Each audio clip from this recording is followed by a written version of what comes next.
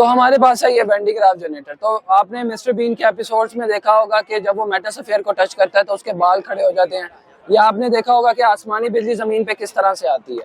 तो बेसिकली होता क्या है, जब हम इसमें क्या करते हैं, मैकेनिकली हम स्टार्ट करते हैं, तो इसमें क्या होता है कि बेल्ट के दरमियान में और पुली के दरमियान में फ्रिक्शन प्रोड्यूस होती है, जैसे कि यहाँ पर हो रही है।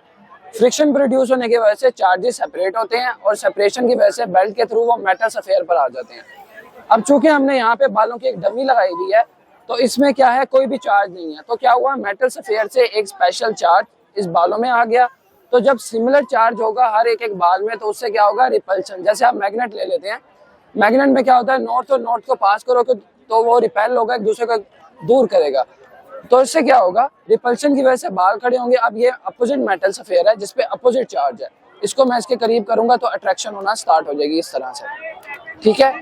अब मैं आपको बताता हूँ कि फोर्स, ये देखिए मेरी फोर्स फील हो रही है और मेरे हाथ के बाल खड़े हो रहे हैं, जैसे कि मेरे यहाँ पे सर के बाल भी खड़े होने लग गए हैं, क्योंकि एयर के थ्रू चार्जेस मेरे बालों में ट्रांसफर हो गए हैं, ठीक है।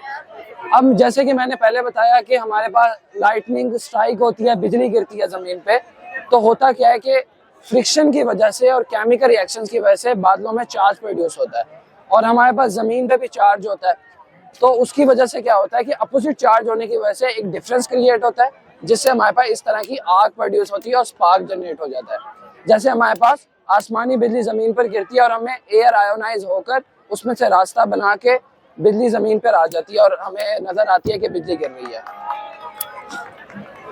बेसिकली इसका जो यूज है वो ज्यादातर होता है साइंस डिमॉन्स्ट्रेशन में, कि बच्चों को समझाना हो कि स्टैटिक इलेक्ट्रिसिटी क्या होती है, वो किस तरह से प्रोड्यूस होती है, और आसमानी बिजली और हमारे बाल किस तरह से खड़े होते हैं।